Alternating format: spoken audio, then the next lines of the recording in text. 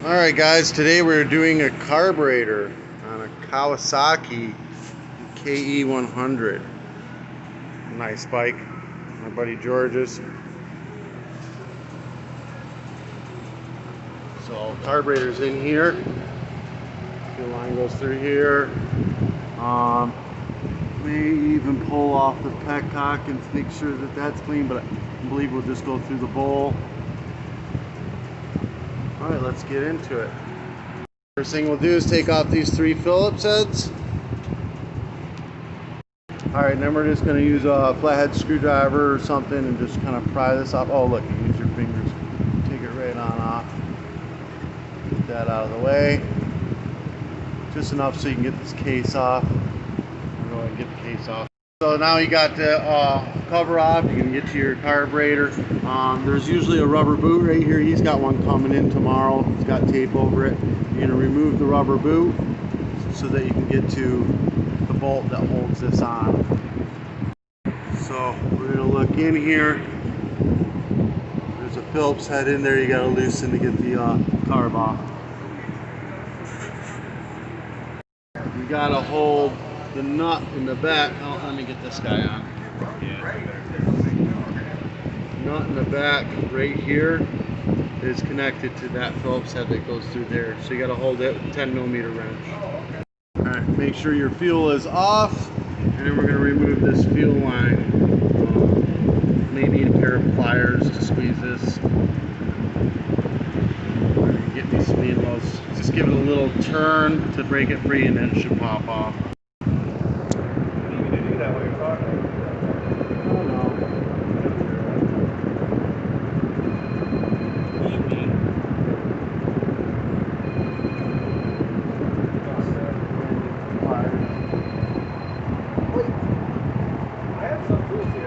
I got piles.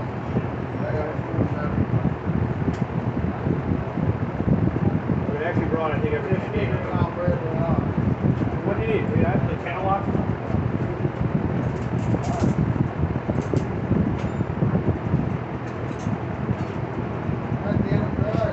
You want the channel locks? Yeah, that's what I'm looking for.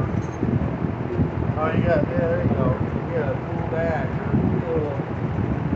It's actually the kit here is still pretty clean. The factory kit. Yeah, you tell AJ Bob that when he gets the wrong number, call here, unwindingly. The next step is not to hit redial.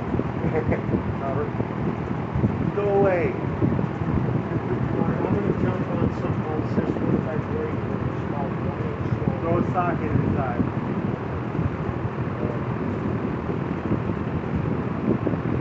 That'll fix it up.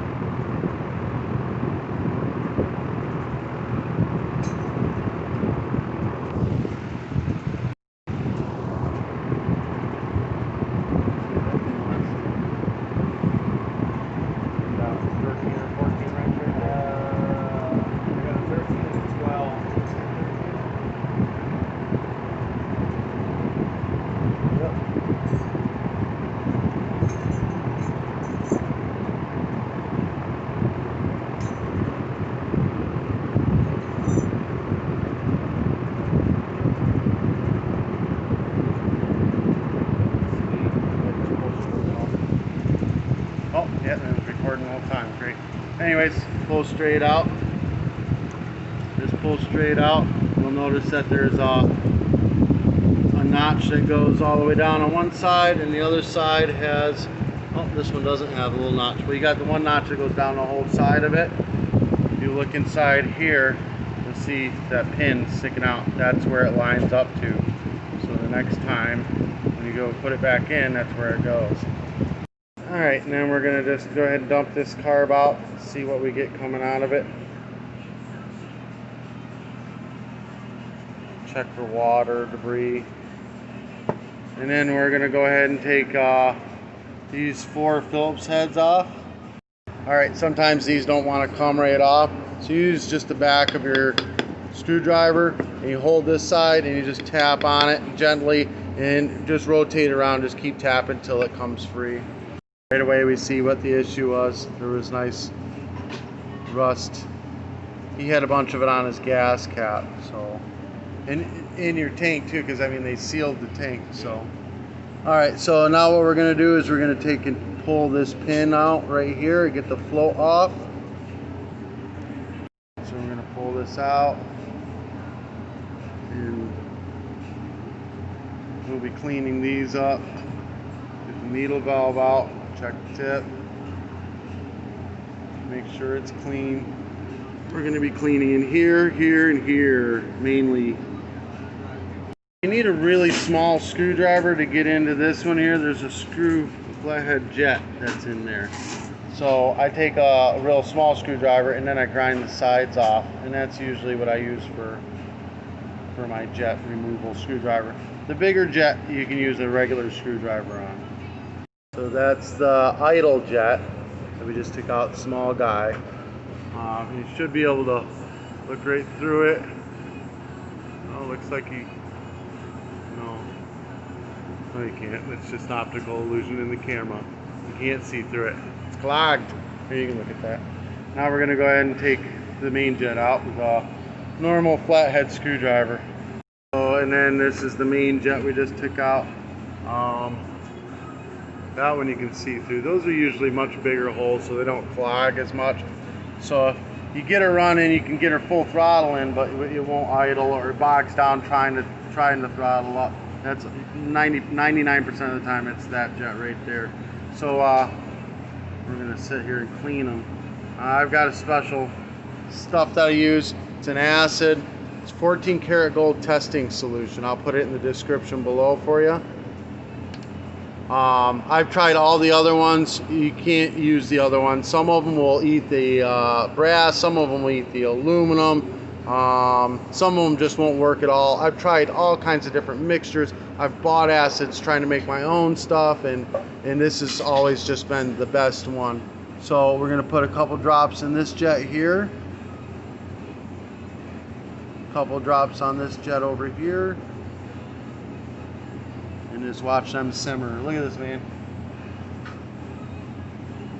Ooh, that's pretty sweet.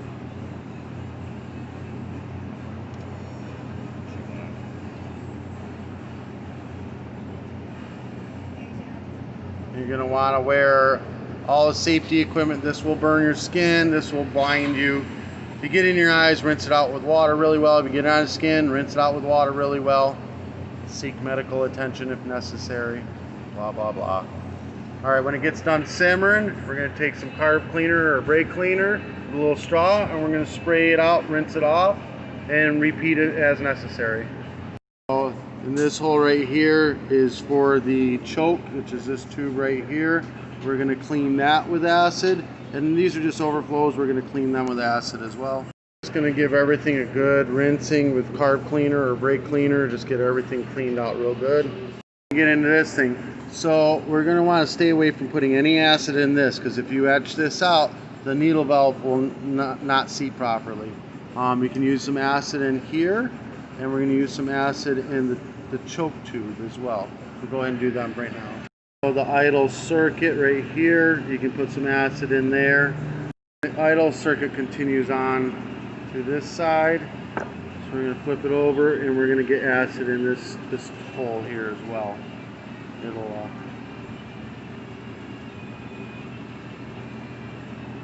really helps.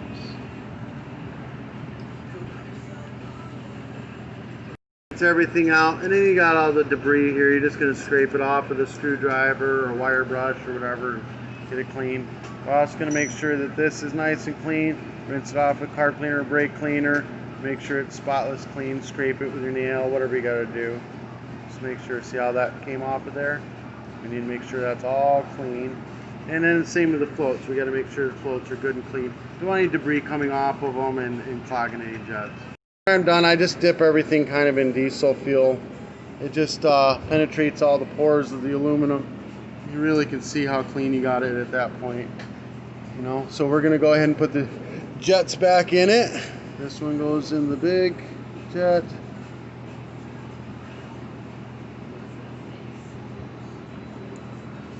You might have to push the tube back up in. Yeah, look, so gotta push the tube back up to be able to get it.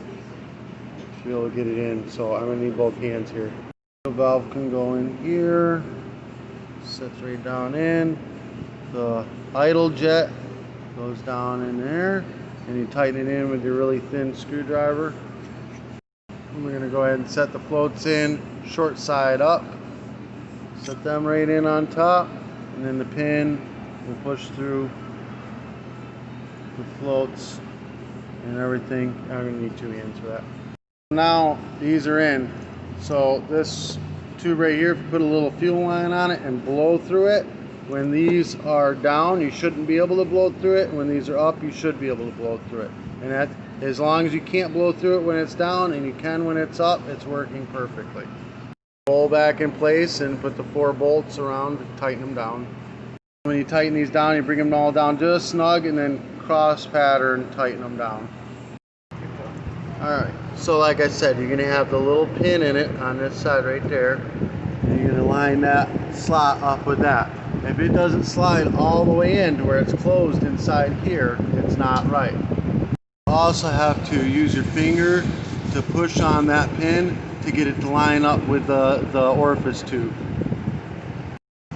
Alright, so this may be a little high. He was messing with the idle screw, maybe a little low, I don't know, we'll find out.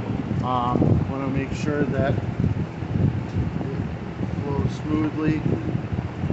Also, I got all this good stuff up here. It's not going to work out like I want it. Alright, hold on. I didn't have this top in properly, it was binding. So now, we got it in properly. Works fine. Alright, now we're going to work on getting the choke into place. No specific direction for it to slide in, just slides in, tighten it down. So we're going to line up the back tube, and then the bottom, you've got the overflow. You line that up where it goes. And here we go.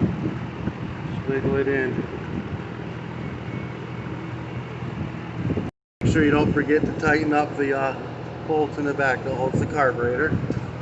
Install the cover. It appears that you got to go on this side first and then down, and then tighten all 3 bolts. The long bolt goes on the bottom. Now we're going to go ahead and put this boot back on. Should be able to force it down with your fingers. Get that lined up for get this lined up for the idle. Get this all pushed down. All right, guys. This helped you in any way, shape, or form? Give me a thumbs